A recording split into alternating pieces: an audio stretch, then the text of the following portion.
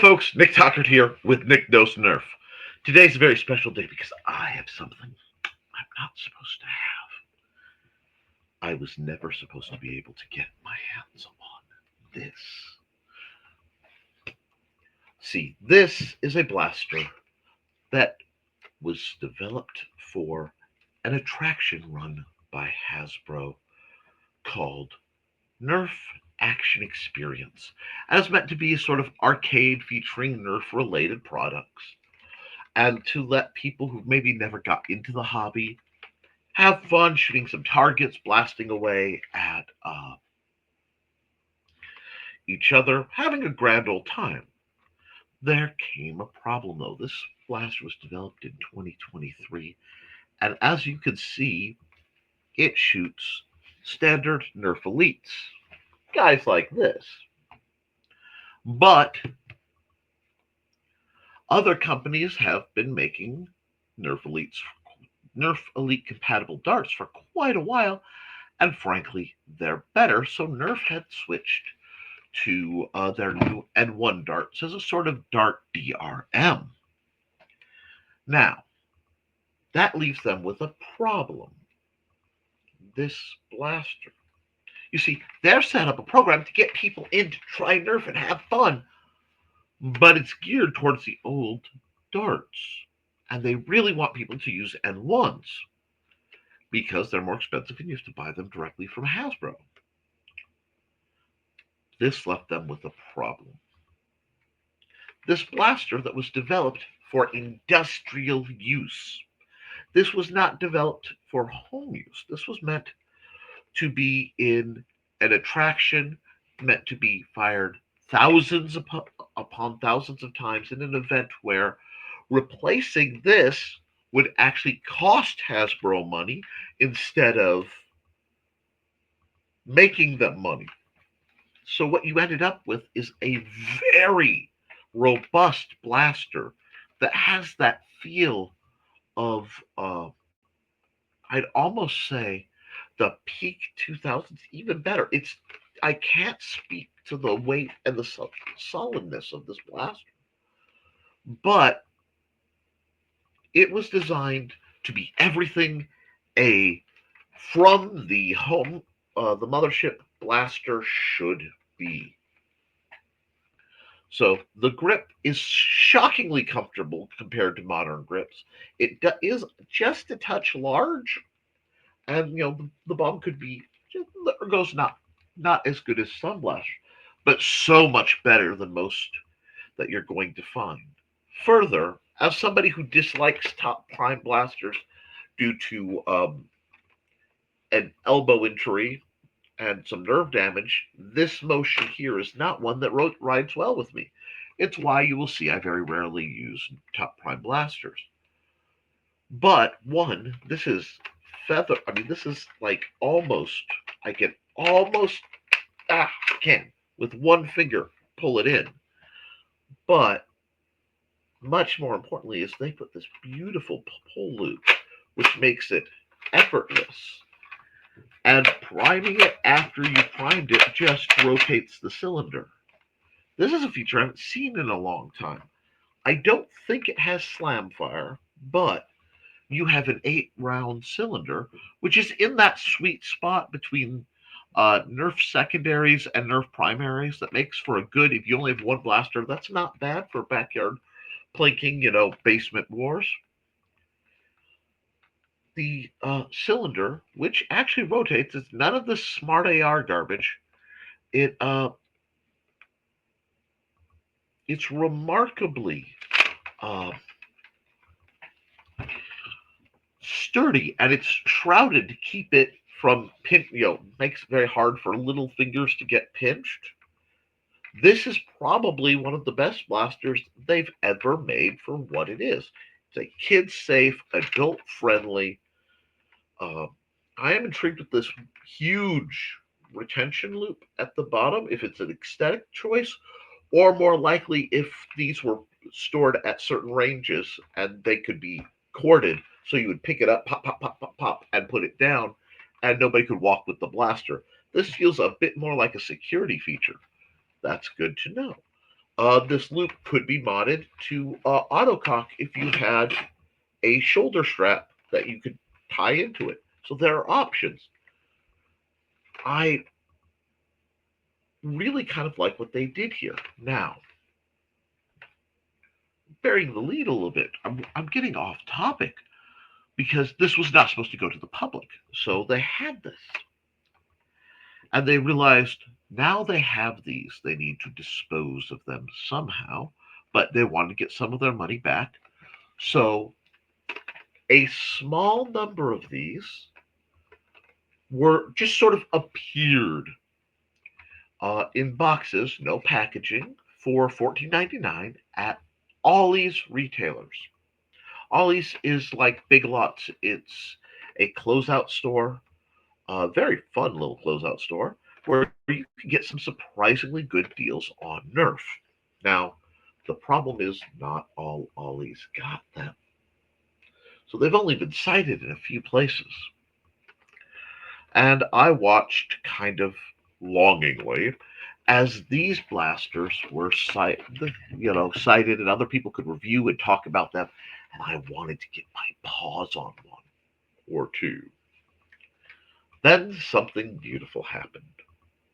I happened to be digging my way through the Nerf Reddit, and there were sightings of these at the Ollie's in Peoria, Illinois. Now, I do not live in Peoria, Illinois. However, I do have a friend that does. And her name is Dawn Dulas, a lovely woman. And I did something I very, very rarely do. I asked for a favor. Um, could she check if she was in the area, if she happened by the Ollies and see if they have any? Next time she had a chance. And she said, sure. And I went about my day. I get a call while I'm actually at Goodwill, thrifting blasters, with a Nick, they're here. There are 15 of them. How many do you want? And I did a bit of quick math of what I could generate financially towards this or any project. And at that time, the only money I had available was about $60. So I said I can afford four. Um, under the theory, myself, my wife, my son, and my youngest brother might have a Nerf war. I may actually let the library use these for a Nerf program. I'm not sure, but I wanted one. So she looks at me and she goes, okay, oops, five fell in the cart. And I happened to see her the next weekend, and bless that woman, she took the $60, didn't bother with tax, didn't bother with gas fee or anything else. I tried and put this guy in my hands. Now, as I said, this is a piece of history. You're not going to find many of these. I have a small stash. But it is not bad for a basement area. You're looking at standard Nerf performance. Thank you, Lydia. Lydia's undead. She can't feel it. So, 65, 70 feet per second. Nothing spanky. It does leave me with a couple questions. One, what am I going to do with my spares? I may just hold on to them. I may put them in a little box and wait for the time when a collector may flip that, be interested in one or two. I may flip one. One will be kept in my hot little hands in my personal collection, unaltered, unmolested, whatever. But I may try to mod one. I don't know. See, it has a very interesting setup in the internals. I've seen pictures where the plunger tube is smaller in diameter but longer in length than plunger tubes of this style blaster. I suspect something about that layout lends to its durability because this is a blaster that probably will just keep on blasting and blasting and blasting, and that interests me. Furthermore, the shell is fairly reinforced, which means it might be able to take a little bit more and get some more pop to it. So I'm tempted on that front. I have to decide because I don't want to ruin a piece of history. But when I have five of them, I do have one extra. So we shall see. If I find any more, if I encounter any more, I may pick them up for the library's programs. I do want to put a shout out. Nerf painted one side but not the other on a blaster that was never meant to hit the shelves. I find that delightful. But it's really a good little blaster. For in the house, it's not very tolerant of older darts, which I can expect. And of course, it has your usual dart studs and air restrictors and all that fun jazz. But what this is the start of what Nerf should be doing. This is the proof that Nerf can make a high quality, moderately effective blaster. And they put it at $15 a piece. Guys, this is so cool. This is so cool that I have a blaster that, is completely, let's see, get it to uh, unique in its history. As somebody who's been a Nerf fan since the very beginning, I can't really put it down. Something about the loop pull, it's not a T-pull, prime loop pull, just makes it fun to shoot. And it reminds me, beneath all the discussions on ergonomics and, you know, improvements, beneath the game to chase uh, pro level performance and, you know, Picatinny rails, there's still room for a simple, quality built, basement war grade Nerf blaster. And you know what? I kind of love it just how it is. So,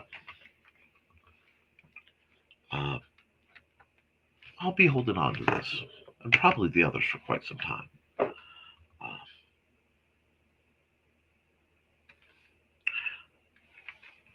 because it's fun. And that's what blasting should be, folks. So, I want to put a huge shout out to Dawn Dulas. I put the link to her Indie CD page. She does a lot of things. I've had both uh, a business and obviously pleasure dealings with her. Wonderful young lady. And this is just a wonderful blaster. So I'm going to tell you what, guys. If you have a kid, I'm serious. If you have a little kid and you have an Ollies, snake yourself a couple of these, okay? If you can find these, scoop a couple of them up. Not just because they're historic, not just because they're reasonably priced at $14.99, but because they're really good for what Nerf originally set out to be.